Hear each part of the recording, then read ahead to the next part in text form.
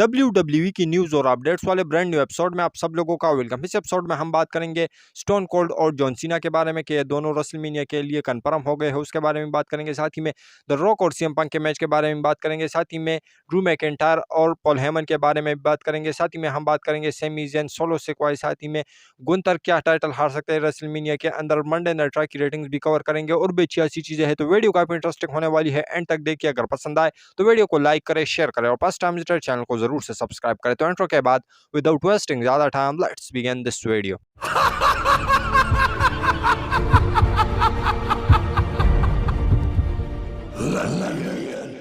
तो सबसे पहले स्टार्ट करते हैं मंडे नाइट रॉ की रेटिंग्स के साथ। तो कल की जो मंडे नाइट रॉ का एडिशन था वो काफ़ी कमाल धमाल, काफ़ी ज़बरदस्त था। एंडिंग काफ़ी अलग लेवल की थी।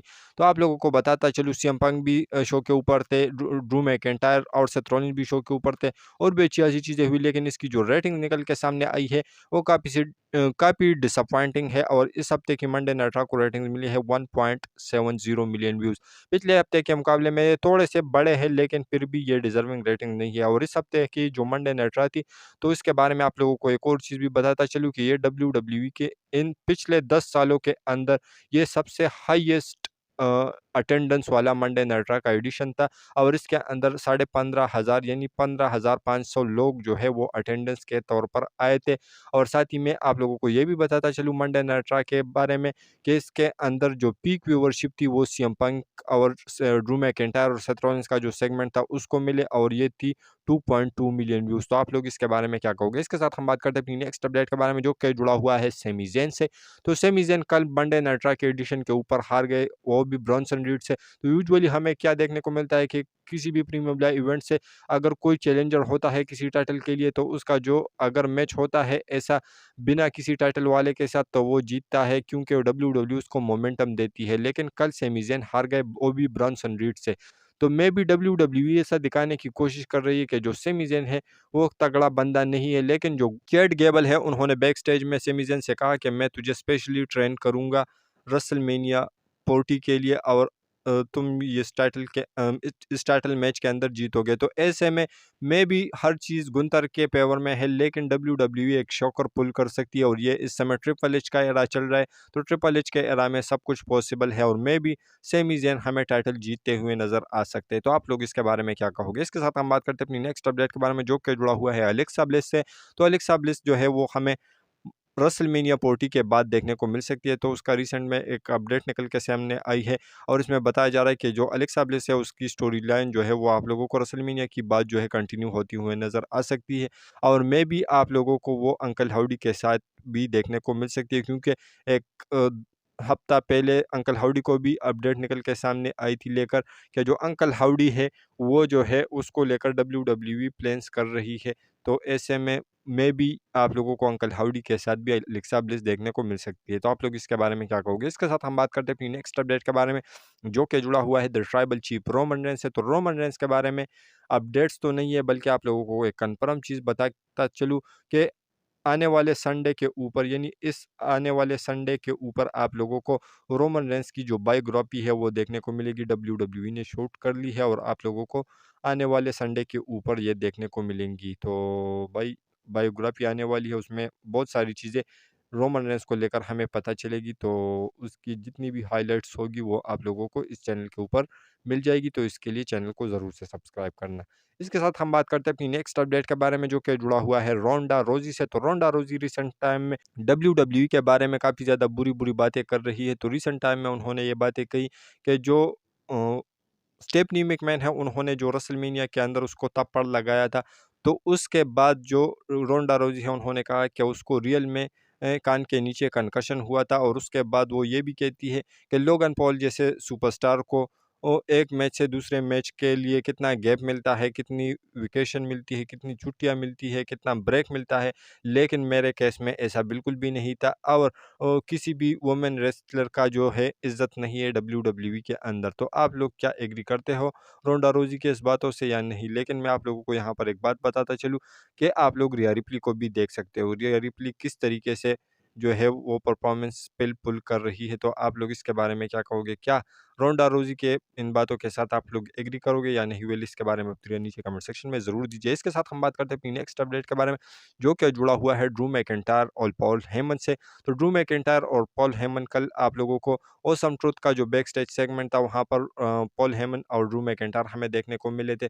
तो ऐसे में इसके ऊपर अपडेट निकल के सामने आ रही है, एक स्पेकुलेशन भी है कि जो ड्रू मैकिंटायर है वो जो रोमन और रॉक का टैग टीम मैच होने वाला है अगेंस्ट कोडी रोड एंड सेथ रॉलिंस। तो इस मैच के अंदर वो रॉक और रोमन रेंस की हेल्प कर सकता है और वो आ सकता है सेथ रॉलिंस के ऊपर अटैक करने या कोडी रोड के ऊपर अटैक करने। तो ऐसी कुछ स्पेकुलेशन चल रही है। तो मे बी डब्ल्यू यहाँ पर ड्रू मैकिंटायर को भी इन्वॉल्व कर सकती है। तो पता नहीं डब्ल्यू इस स्टोरी लाइन की कितनी एंगल दिखाने वाली है। तो आप लोग इसके बारे में क्या कहोगे? इसके साथ हम बात करते हैं अपनी नेक्स्ट अपडेट के बारे में, जो कि जुड़ा हुआ है सीएम पंक से। तो सीएम पंक कल मंडे नाइट रॉ के एडिशन के ऊपर आए थे। उसके बाद जो मंडे नाइट रॉ ओपीआर चली गई तो वहाँ पर उन्होंने बात की कि बैक स्टेज के ऊपर के जो रॉक है उसके बारे में उन्होंने कहा है कि भाई रॉक मेरे बारे में कुछ नहीं कहता, लेकिन एक ना एक दिन वो आएगा कि वो मेरे साथ पाथ क्रॉस करेगा और मैं भी इसलिए आया हूँ कि मैं हर किसी के साथ पाथ क्रॉस करूँ। तो ऐसे में मैं भी जो सीएम पंक है वो आने वाले टाइम में आप लोगों को रॉक के अगेंस्ट भी देखने को मिल सकते हैं। लेकिन अगर रॉक जो है वो फिर जिस तरीके से रेसलमेनिया से पहले रेगुलर है, तो ऐसे में अगर रेसलमेनिया के बाद भी रेगुलर होते हैं तो मे बी सीएम पंक और रॉक का मैच भी हमें आने वाले टाइम में देखने को मिल सकता है डब्ल्यूडब्ल्यूई के अंदर। तो आप लोग इसके बारे में क्या कहोगे? इसके साथ हम बात करते हैं अपनी नेक्स्ट अपडेट के बारे में, जो कि जुड़ा हुआ है रेसलमेनिया के अंदर एक 6 वुमेन टैग टीम मैच से। तो ऐसे अपडेट्स निकल के सामने आ रही है और ये अपडेट तो maybe I think fight pull वालों की तरफ से निकल के सामने आई है कि जो 6 वुमेन टैग टीम मैच है वो आप लोगों को रेसलमेनिया के अंदर देखने को मिल सकता है। तो वो कौन सा 6 वुमेन टैग टीम मैच है?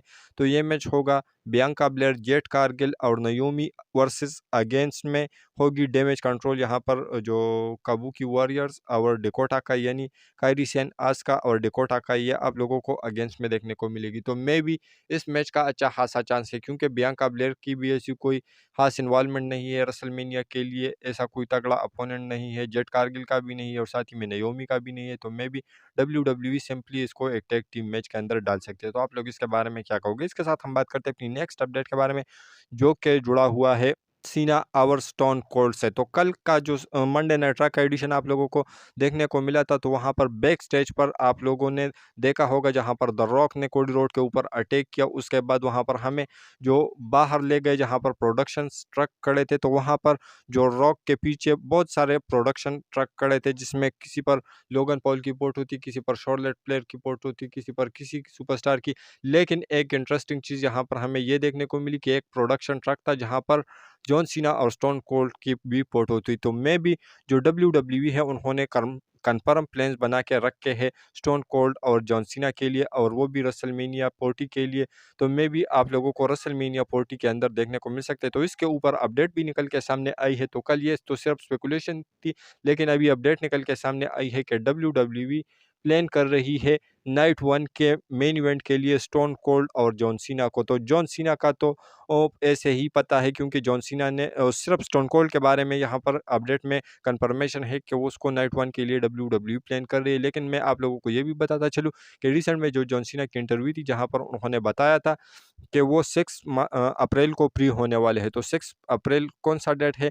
वो डेट है जहाँ पर हमें रेसलमेनिया 40 का नाइट 1 देखने को मिलेगा। तो मे बी जो जॉन सीना है वो भी आप लोगों को नाइट 1 के अंदर देखने को मिल सकते हैं, क्योंकि एक तरफ होगी ब्लड लाइन जिमी ऊसो, साथ ही में solo secure, the rock, Roman Reigns और साथ ही में ड्रू मैकिंटायर का भी तड़का लगेगा। तो ऐसे में दूसरे साइड पर सिर्फ सेथ रॉलिंस और कोडी रोड जो है वो अकेले पड़ेंगे। तो यहाँ पर हमें रोमन रेंज और जो जो रॉक है उसके अगेंस्ट में जॉन सीना और स्टोन कोल्ड भी देखने को मिल सकते हैं, और मे भी यहाँ पर हमें द रॉक और स्टोन कोल्ड का एक कन्फ्रंटेशन भी देखने को मिल सकती है, और मे भी इन फ्यूचर आप लोगों को इन दोनों का मैच भी देखने को मिल सकता है, क्योंकि ये इस समय दोनों काफ़ी ज़्यादा हॉट सुपरस्टार है। तो मे भी डब्ल्यू इन दोनों का भी कुछ प्लान बना सकती है साल 2024 या 25, या इन फ्यूचर इन दोनों का डब्ल्यू प्लान बना सकती है। तो आप लोग इसके बारे में क्या कहोगे? क्या आप लोग रॉक और स्टोन कोल्ड का मैच देखना चाहते हो? वेल इसके बारे में अपनी राय नीचे कमेंट सेक्शन में ज़रूर दीजिए। इसके साथ हम बात करते हैं अपनी नेक्स्ट और फाइनल अपडेट के बारे में, जो कि जुड़ा हुआ है द रॉक से। तो द रॉक ने कल जो कुछ कहा था कोडी रोड के कान में, तो वो क्या कहा था और उसके बारे में जो फैंस है वो क्या स्पेकुलेट कर रहे हैं। तो ऐसे स्पेकुलेशन निकल के सामने आई है द रॉक की उस बात को लेकर जो उन्होंने कोडी रोड को कही थी मंडे नाइट रॉ की स्टार्टिंग में, जो कि उन्होंने कुछ विस्पर किया था उसके कानों में कि चुपके से कुछ बोला था। तो ऐसे में वो को तो हमने नहीं सुना था, ना कोडी रोड ने इसको रिवील किया, ना ही द रॉक ने उस चीज़ को बताया। तो इसके ऊपर जो फैंस है वो ये स्पेकुलेट कर रहे हैं कि द रॉक ने ये चीज़ कही थी कोडी रोड को, और मल्टीपल जो फैंस है वो यही स्पेकुलेशन लगा रहे हैं कि द रॉक ने कोडी रोड को ये कहा है कि तुम्हारी स्टोरी फिनिश होगी रेसलमेनिया 40 के अंदर, और वो भी कोडी रोड के रास्ते में नहीं आएंगे। तो जो रॉक है वो भी कोडी रोड के रास्ते में नहीं आएंगे। तो फैन यही स्पेकुलेट कर रहे हैं कि रॉक ने ये कुछ कहा है, क्योंकि जिस तरीके से कोडी रोड ने बैक स्टेज के प्रोमो में कहा, जब उसे पूछा गया कि रॉक ने आपसे क्या कहा, तो उन्होंने ये कहा कि उन्होंने कुछ ऐसा कहा है, यानी रॉक ने कोडी को कुछ ऐसा कहा है कि कोडी को बिलीव नहीं है कि वो अपना वादा पूरा कर पाएंगे या नहीं। तो इससे बहुत सारे फैन ये स्पेकुलेट कर रहे हैं कि जो रॉक है वो उसके ऊपर बिलीव नहीं करने वाले, और द रॉक ने यही कहा है कि मैं आपके स्टोरी जो हो है उसके रास्ते में नहीं आऊँगा, और तू अपनी स्टोरी फिनिश कर दे रेसलमेनिया 40 के अंदर। तो आप लोगों को क्या लगता है, क्या रॉक ने यही कुछ कहा है जो फैंस स्पेकुलेट कर रहे हैं, या रॉक ने कुछ अलग ही कहा था, कुछ और ही कहा था? तो आप लोग इसके बारे में क्या कहोगे? वेल, इसके बारे में अपनी राय नीचे कमेंट सेक्शन में ज़रूर दीजिए, और हमारी ये जो आज की वीडियो थी वो यहीं तक की थी। अगर पसंद आए तो वीडियो को लाइक करें, शेयर करें, फर्स्ट टाइम विजिटर चैनल को ज़रूर से सब्सक्राइब करें, क्योंकि आप लोगों को हमेशा ऐसी इंटरेस्टिंग और लेटेस्ट वीडियोस देखने को मिलती रहती है। तो मिलता हूँ आपसे बहुत ही ज़्यादा जल्दी किसी और इंटरेस्टिंग वीडियो के साथ। तो until that time stay healthy and keep watching Russell केचर।